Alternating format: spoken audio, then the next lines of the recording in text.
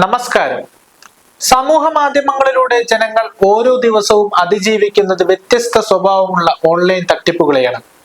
പലതരം തട്ടിപ്പുകളെ കുറിച്ച് നാം കേട്ടിട്ടുണ്ടെങ്കിലും ഇപ്പോൾ ചർച്ചയാവുന്ന തട്ടിപ്പ് ഉന്നം വയ്ക്കുന്നത് സാധാരണക്കാരായ ജനങ്ങളെയാണ്. സ്വന്തമായി വാഹനം കൈവശമുള്ളവരെയാണ്. ഈയടുത്ത് എറണാകുളം സ്വദേശിയുടെ അക്കൗണ്ടിൽ നിന്നും വൻതുക നഷ്ടമാകുന്നതിന് കാരണമായ അതിനൂതന ഓൺലൈൻ തട്ടിപ്പാണ് ഇന്നത്തെ വിഷയം. പണം അപഹരിക്കാനായി ഓൺലൈൻ തട്ടിപ്പുകാർ ഓരോ ദിവസവും കണ്ടെത്തുന്നത് പുതിയ വഴികളാണ്.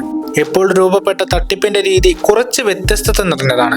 മോട്ടോർ വെഹിക്കിൾ ഡിപ്പാർട്ട്മെന്റ് അഥവാ MVDയുടെ പേരിൽ വാട്സപ്പിൽ നിയമലംഘന സന്ദേശം അയക്കുന്ന രീതിയിലൂടെയാണ് ഇപ്പോൾ പുതിയ തട്ടിപ്പ് നടക്കുന്നത്.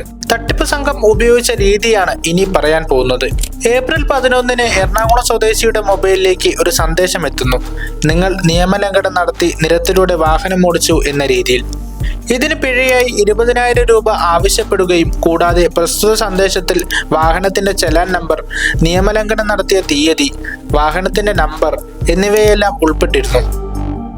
ഇതിൽ ഏറ്റവും ഞെട്ടലുളവാക്കിയത് സന്ദേശം അയച്ച അക്കൗണ്ടിന്റെ ചിത്രം MVDയുടെ ഔദ്യോഗിക വെബ്സൈറ്റിനെ തോന്നിപ്പിക്കുന്നതായിരുന്നു.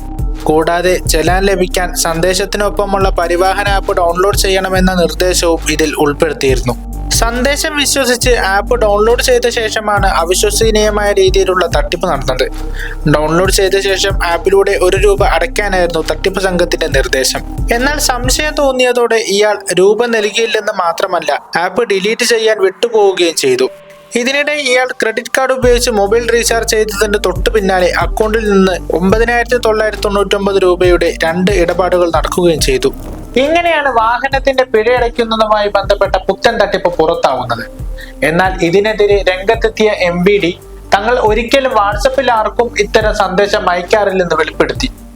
സുമാറ്റോ വാലറ്റ് ഗുരുഗ്രാം എന്ന ബാങ്ക് അക്കൗണ്ടിലേക്കാണ് പണം പോയതെന്നാണ് ഈ സംഭവത്തെക്കുറിച്ച് മനസ്സിലാക്കാൻ സാധിക്കുന്നത്.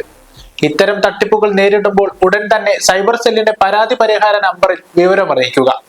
അടുത്തൊരു വിഷയവുമായി വീണ്ടും വരാം. Vishnu K, Truevision news.